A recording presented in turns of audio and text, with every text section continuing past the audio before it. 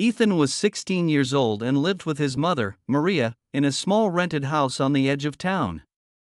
It wasn't a bad place, just old.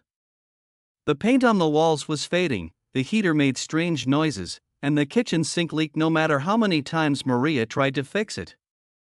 But it was home. Maria worked 2 jobs. During the day, she cleaned rooms at a local motel. At night, she stocked shelves at a grocery store. She smiled a lot around other people, but Ethan noticed the way her shoulders drooped when she thought no one was watching. He noticed the dark circles under her eyes and how she always said she was fine, even when it was clear she wasn't. Ever since Ethan's father passed away years earlier, Maria had been doing everything alone.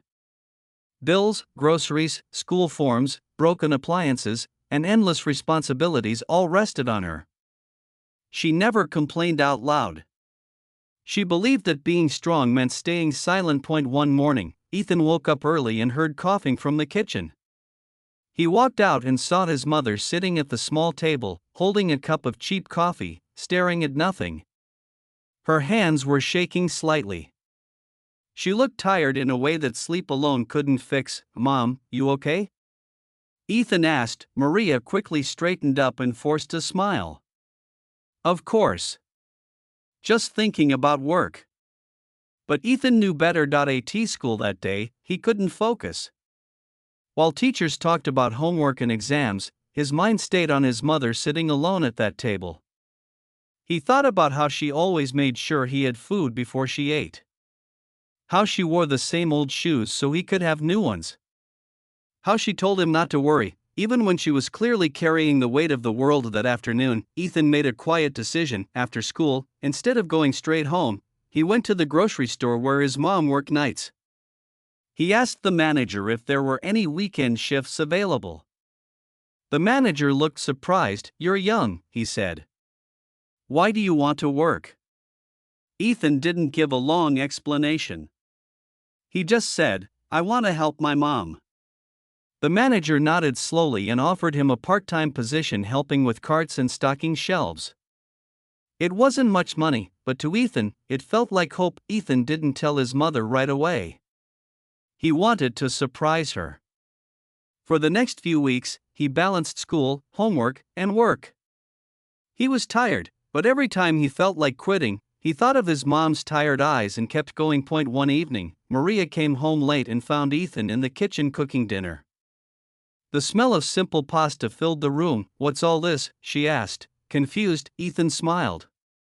"Sit down, Mom. I got it tonight." She laughed softly. "You don't have to do that." "I want to," he said. As they ate, Ethan told her about the job. At first, Maria's smile faded. "No," she said firmly. "You should focus on school. That's your job." "I am focusing on school," Ethan replied gently. "But I can help too. We're a team, right?" Maria looked at him for a long moment. Her eyes filled with tears she tried to hide. She reached across the table and held his hand. "I didn't raise you to carry my burdens," she whispered. "You raised me to care," Ethan said. From that day on, things slowly began to change. Ethan started helping more around the house. He fixed the leaky sink by watching online videos. He cleaned without being asked. He left small notes for his mom in the mornings that said things like, "You're doing great," and "I'm proud of you." At first, Maria didn't know how to react. She had spent so long being the strong one that accepting help felt strange. But over time, she started to breathe a little easier. One night at the grocery store, a customer dropped a bag and groceries spilled everywhere. Maria rushed over to help, but her back suddenly gave out, and she winced in pain. The manager insisted she sit down. Ethan, who was working nearby, saw everything. That night, Maria admitted something she had been hiding. "I'd been in pain for months," she said quietly. "I didn't want to worry you." Ethan felt a lump in his throat. He realized kindness wasn't just about helping with chores or money. It was about listening, noticing, and caring enough to act. The next weekend, Ethan used part of his paycheck to schedule a doctor's appointment for his mom. She protested at first, but he insisted. "You always put me first," he said. "Let me put you first this time." The doctor said Maria's condition wasn't serious, but she needed rest and physical therapy.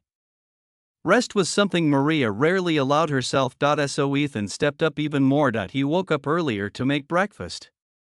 He packed his own lunches. He reminded his mom to sit down, to breathe, to take care of herself. He never made her feel guilty. He never acted like a hero. He just showed up, day after day. Word spread quietly in the neighborhood. A neighbor noticed Ethan carrying groceries. A teacher heard about his job. One evening, a small envelope appeared in their mailbox. Inside was a note from a neighbor and a gift card for groceries. "Kindness comes back around," the note said. Maria cried when she read it. Not because of the money, but because she realized they weren't alone. Months passed. Life was still hard, but it felt lighter. Maria's health improved. Ethan did well in school. Their home, though still small and imperfect, felt warmer than ever. One night, as they sat together watching TV, Maria turned to her son. "You know," she said, "I used to worry that I was failing you." Ethan shook his head. "You showed me how to be kind. Everything I do comes from that." Maria smiled through tears. In that moment, she understood something important. Kindness isn't taught through big speeches. It's taught through everyday love. Years later, Ethan would leave for college. Maria would find a better job. Life would keep moving forward. But they would always remember those quiet days when kindness held them together, because sometimes, the strongest families aren't built on money or comfort. They're built on compassion, sacrifice, and a simple choice to care. If this story touched your heart, remember this: kindness doesn't require perfection or wealth. It only requires attention and love. A kind word. A helping hand.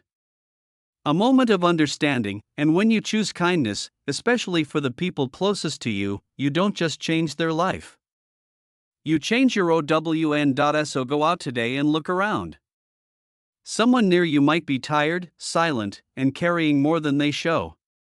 Be the reason they feel seen, because kindness, even in its smallest form, can carry us through the hardest times. Sometimes, the biggest acts of kindness happen in the quietest moments. Not in front of crowds. Not for praise. Just one person choosing love when life feels heavy. This is one of those stories. It begins on an ordinary morning, in an ordinary neighborhood, with a tired mother and a son who noticed something most people would have missed. If you enjoy emotional and inspiring stories like this, please take a moment to subscribe, like this video, and share your thoughts in the comments. It truly helps the channel grow and reach more hearts. You're watching Kindness Story Hub, where simple stories remind us why kindness still matters.